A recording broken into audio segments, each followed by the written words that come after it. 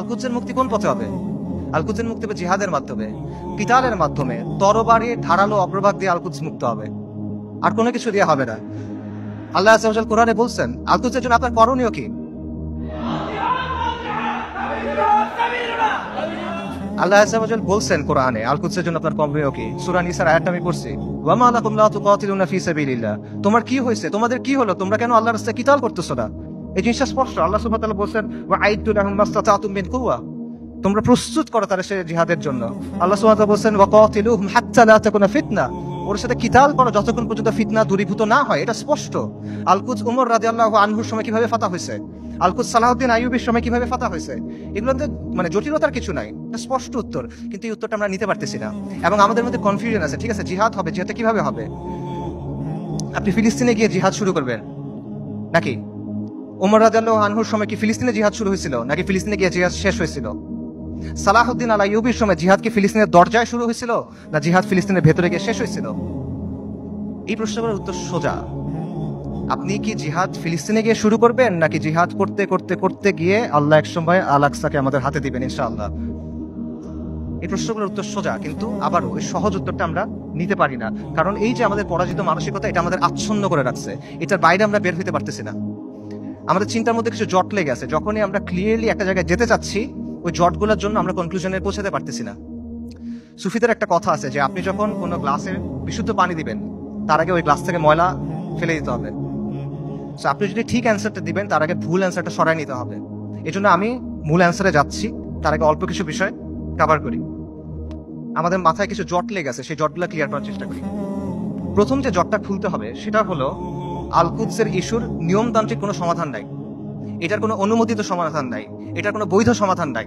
বর্তমান বিশ্ব ব্যবস্থার অধীনে যতগুলো নিয়মতান্ত্রিক পথ আছে, যতগুলো বৈধ পথ আছে, যতগুলো অনুমোদিত পথ আছে, এগুলো কোনোটা দিয়ে ফিলিস্তিন মুক্ত হবে না। আর যেই পথে ফিলিস্তিন মুক্ত হবে, আল-কুদস মুক্ত হবে, এটা কোনোদিনও এই বিশ্ব ব্যবস্থায় বৈধ পথ হবে না। এটা কখনো তারা মেনে নিবে না। এটা সবসময় তাদের চোখে অপরাধ থাকবে, এটা সবসময় তাদের চোখে অবৈধ থাকবে এবং এটা সবসময় তাদের চোখে সন্ত্রাস হিসেবে গণ্য হবে। এটা হলো রিয়ালিটি। এটা চিন্তা করেন যে যে জাতিসংঘ আর যে আন্তর্জাতিক আইনের মাধ্যমে ইসরায়েলের প্রতিষ্ঠা হলো, সেই জাতিসংঘ আর সেই আন্তর্জাতিক আইন দিয়ে আপনি কিভাবে আল-কুদস মুক্ত করবেন? ইসরায়েল রাষ্ট্র প্রতিষ্ঠিত হয়েছে কিভাবে? জায়নিস্ট আন্দোলনের মাধ্যমে, ব্রিটিশদের সাহায্যে, আমেরিকার সাহায্যে, আন্তর্জাতিক আইন আর জাতিসংঘের ফ্রেমওয়ার্কের মধ্যে। এই বিশ্ব ব্যবস্থা এটা ইসরায়েলকে জন্ম দিছে এবং এই বিশ্ব ব্যবস্থা ইসরায়েলকে টিকায় রাখছে। তাহলে এই বিশ্ব ব্যবস্থার অধীনে যতগুলো সম্ভাব্য সমাধান আছে, কোনোটা দিয়ে আপনি ইসরায়েলকে সরাইতে পারবেন না। সম্ভাব্য সমাধান কি বলেন? One state solution, two state solution. একটা রাষ্ট্র হবে ইহুদি রাষ্ট্র, সেখানে সবাই থাকবে, অথবা একটা ইহুদি রাষ্ট্র, একটা ফিলিস্তিনি রাষ্ট্র। এই তো সলিউশন। দুই ক্ষেত্রে তো ইসরায়েল থাকতেছে, খালি সীমানার হেরফের হচ্ছে। কাজে এইভাবে আপনি যদি পুরো আল-কুদসকে মুক্ত করতে চান, আপনি বিশ্ব ব্যবস্থার অধীনে নিয়মতান্ত্রিক কোনো বৈধ পথ নাই, এটা স্পষ্টভাবে বুঝতে হবে। তথাকথিত আন্তর্জাতিক আইন, মানবাধিকার এসব মেনে আপনি আল-কুদসকে মুক্ত করতে পারবেন না। এগুলো হলো আপনার জন্য বাধ্যতামূলক, ওদের জন্য অপশনাল। ইসরায়েল কতগুলো মানবাধিকার ভঙ্গ করছে, ইসরায়েল কতগুলো আন্তর্জাতিক আইন ভঙ্গ করছে, আমেরিকা ইরাক আর সিরিয়াতে কি করছে, ফ্রান্স এখন আফ্রিকাতে কি করতেছে, ইভেন জাতিসংঘের যে শান্তিরক্ষা বাহিনী এর আগে সুদান, হাইতি, লাইবেরিয়া, কঙ্গো এসব জায়গায় সাধারণ মানুষকে রেপ করতেছে।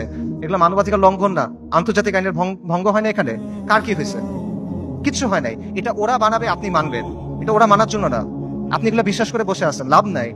এগুলোতে ওরা আপনার হাত দুই পেছনে বেঁধে রাখবে, তারপর ইসরায়েল এসে আপনাকে জবাহ করবে। এরা আমাদেরকে নারী অধিকারের কথা বলবে, শিশু অধিকারের কথা বলবে, মানবাধিকারের কথা বলবে, পর্দার সমালোচনা করবে, নিকাবের সমালোচনা করবে, শরিয়ার সমালোচনা করবে। তারপর আমাদের বইয়ের মধ্যে এলজিবিটি ঢুকাবে। কিন্তু যখন লিটারেলি হাজার হাজার নারী, শিশু, বৃদ্ধ মারা যাচ্ছে, জেনোসাইড হচ্ছে, এথনিক ক্লেন্সিং হচ্ছে, তখন এরা এসে কি বলবে? Israel has the right to defend itself, we must condemn Hamas. এই তো অবস্থা। এটা হলো আন্তর্জাতিক আইন এবং মানবাধিকারের অবস্থা।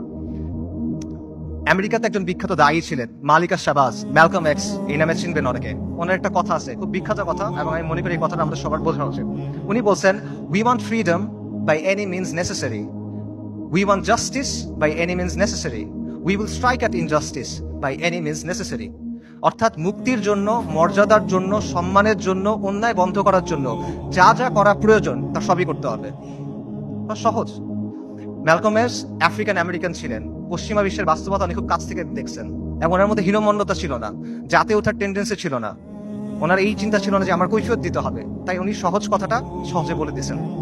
তো এই কথাটা আপনারা বুঝতে হবে, যদি আপনি মুক্তি চান, যদি আপনি মাথা উঁচু করে বাঁচতে চান, তাহলে you have to get it by any means necessary.